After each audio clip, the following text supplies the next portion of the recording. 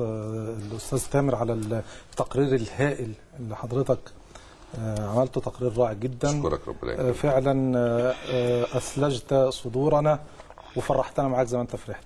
طبعا في رسائل مهمة جدا عبر التقرير أو عبر اللي حصل اليوم. طبعا زي ما حضرتك قلت اطمئنان شديد جدا على الجيش. احنا عملنا كنا مطمنين، لكن الأمر ازداد طمأنينة إن الجيش بدأ مش يتعافى، والحمد لله كان جميل. هو بدأ يبقى أكثر روعة أكثر قوة، ودي حاجة جميلة جدا، حاجة مهمة جدا.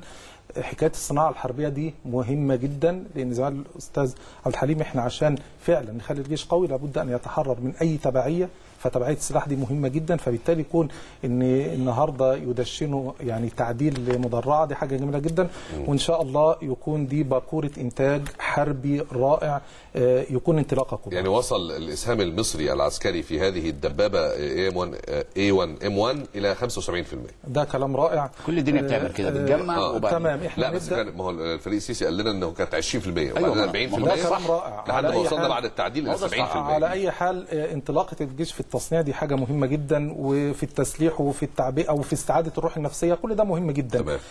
التركيز بقى، دي اخطر رسالة في اليوم النهارده، حكاية عدم الدخول في السياسة. كلام واضح وصريح جدا من الفريق السيسي يطمئن الجميع ويجعل زي ما حضرتك قلت اللي كان عندهم امل وكده يهدوا بقى شوية.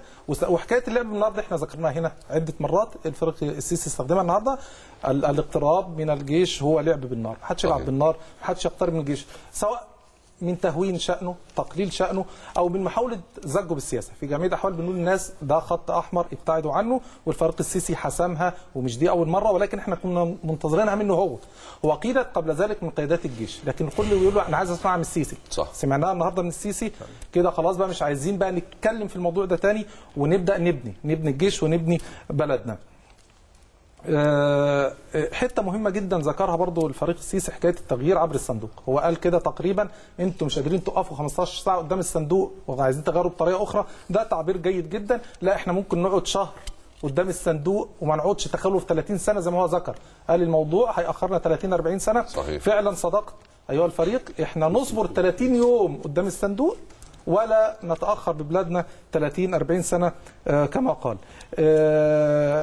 الجيش قلناها مرارا وتكرارا، الرسالة اتأكدت النهاردة هو صمام الأمان، مش الأمان بس، لا، اللي هو بقى إيه، الاستقرار بالمعنى العام والأمان بالمعنى العام. هذه رسالة مهمة جدا جدا. طب مش عايز تعلق يا دكتور على النقطة اللي قالها انه